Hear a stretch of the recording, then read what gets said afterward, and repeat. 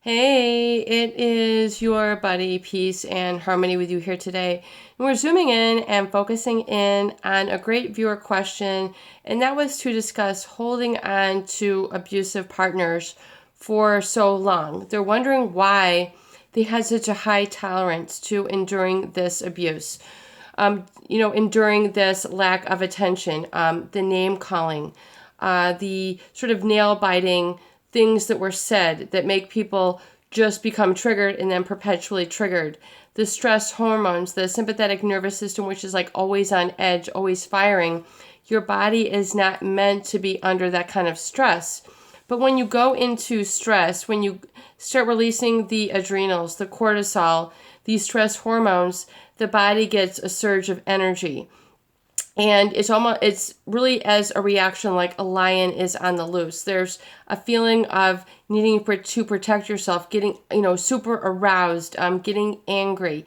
That's the fight or flight. Those are the defense mechanisms which are designed to protect you.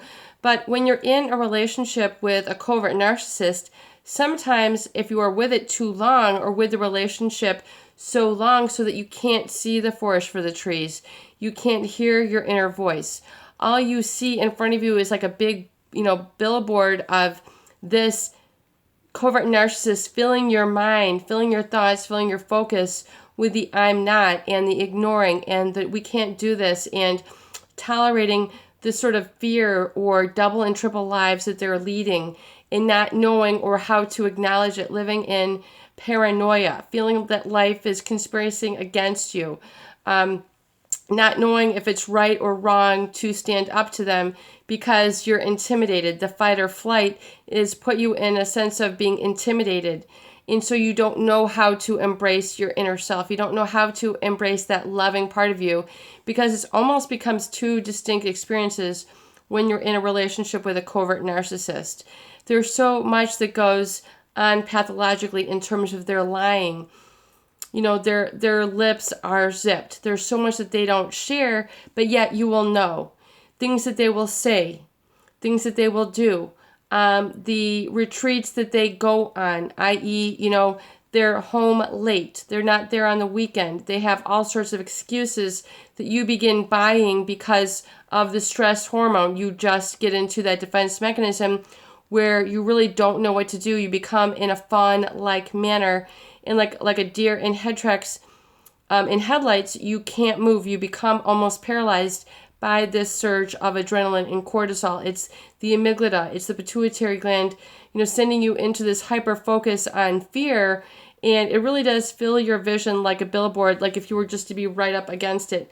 You cannot see other options. You cannot see the quantum field of energy. You can't hear or feel your spirit guides that are trying to gently guide you and take you in the right direction. You can't believe in it. You can't hear it because your body is so tense. Your eyes are so drilled. Your ears are on pain pricks because you're always trying to hear for and decipher and make, you're trying to fill in the missing pieces like a Gestalt puzzle of what this narcissist is up to. And then it becomes like your life mission to figure out why your relationship is not working. And the standard or the tolerance with which you have experienced, oh, bear with me one moment. Sorry about that. That was someone coming into my office to deliver something. We are all good. So we're now picking up and refocusing back on sort of that stress hormone and why it keeps you stuck into the fawn-like feeling where you are fawn-like. You become kind of like you're floating in a trance where you can't really, you have a sense of unreality or you really cannot take action.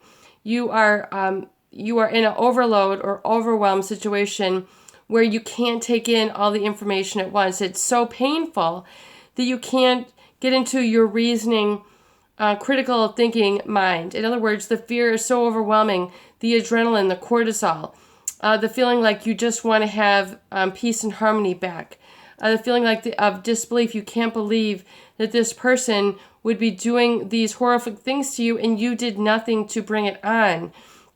And oftentimes, it's like in her book, I can't think of it, Janet words right now, but the adult children of alcoholics movement, it's like, why do people stay with people who are abusive? It's because that is what is familiar, and they can't really kind of get their eyes out over all those stress hormones, the self-medicating, the self-deprecating lifestyle. It becomes a lifestyle. It becomes an identity. It becomes who you are, especially if your family was part of the foundation of that, where you didn't really have the wherewithal. You didn't have the guns to stick up for yourself, meaning like, I deserve better and I'm going to make it happen.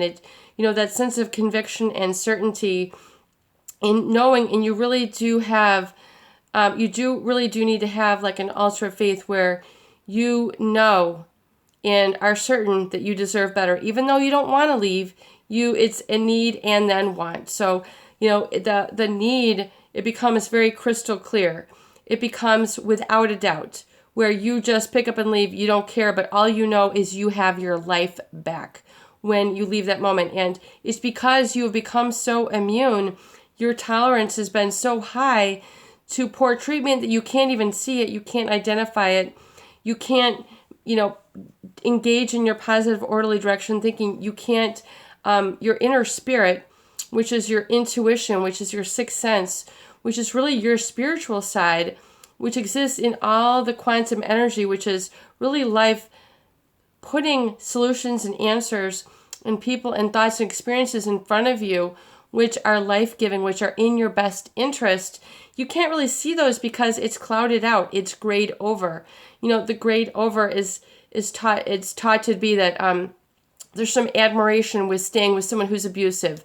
Just put up and shut up, or eventually it'll grind you down until you're smooth, or the religion. We will never take you back. I mean, there's all sorts of artificially created taboos which keep people stuck and then enduring unhappiness. And that becomes mediocre life, and then which leads to crippling. And freedom and love is your birthright.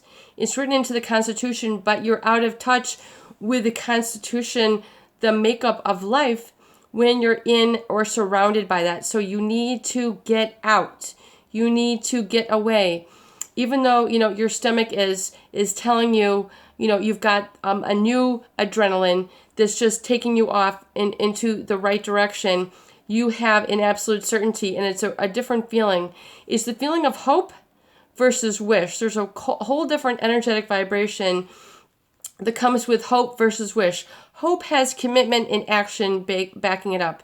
Wish is like, well, it's just like it has a, it's an uplifting, but hope brings the action into it. Hope and wish and hope.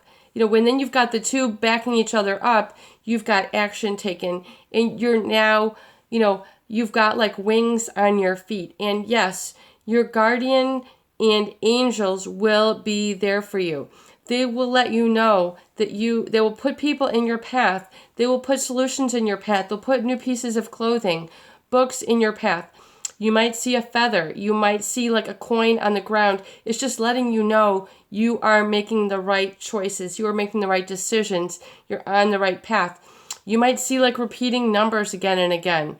351, 333, 111. But you'll see a repeated number sequence. And that's really like the higher frequency of numerology, sacred geometry, all those things which are the pattern of life. It's showing you that you are welcomed back. You're welcomed home to your fullness of life. It's the answers, and you can ask, your spirit guides to show themselves in what do I feel like. And someone would, had written in before we do this here. Someone was like, this is evil. Well, if you go and study the Bible, you'll hear about the archangels. This is in the Bible. These are your personal saviors. Archangel Michael, Gabriel, Raphael. You also have your own spirit guide, which will present itself to you. And you can ask for a special feeling so you'll know how they're there and when they're there. And you must ask that of yourself. It's a very personal experience, and ask, my spirit guide, if you are here with me in spirit and you are powerful, and you are light-bearing, and you have only my best interest in fulfilling of my best life path in mind, and are guiding me to all the goodness and right which is pure, innocent, and good, and restoring this to me now. Please show me a feeling. And you'll feel a tingling. You'll feel a sense of knowing. You might feel it in your heart. You might feel it in your abdomen. You might feel it in your calves. You might feel it like a crown sitting around you. You might feel it. You might see it like a candle flame. You might be visual or auditory in this, but you'll know it's there. And you'll know that it's supportive, and it's very large. It's something that a sense of purity and safety. And so some people, will wear medals of Archangel Michael or Gabriel, whatever their saint is. Saint Jude. You might have a specific saint that you resonate with, or you might have been named after.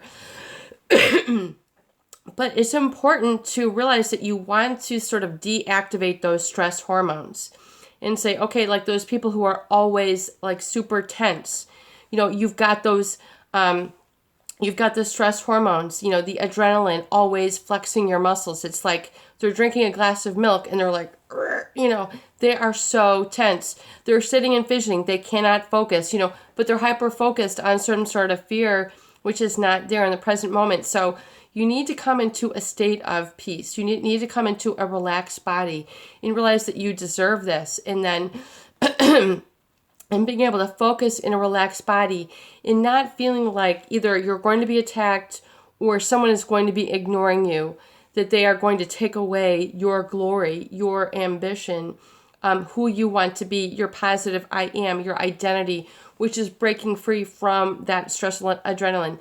Yes, it's important to have some adrenaline and motivation. It's more important to have passion than fear. Passion is like you're really enthusiastic and you're really excited about something that you really love. If it makes you feel great, please take time to surround yourself and your environment with those things that make you feel good, and begin to throw away, even if it's like dumpsters full of stuff that makes you feel negative, sludge, dark, feeling triggered, by this tainted or toxic person. Get it out of your environment. Clean your environment good and thoroughly of it, to the point where, you've got your yellow gloves on and you can just shine it up and there's no worry permeating your personal home. You deserve to have that in every ounce of your being, in every speck and corner of your home.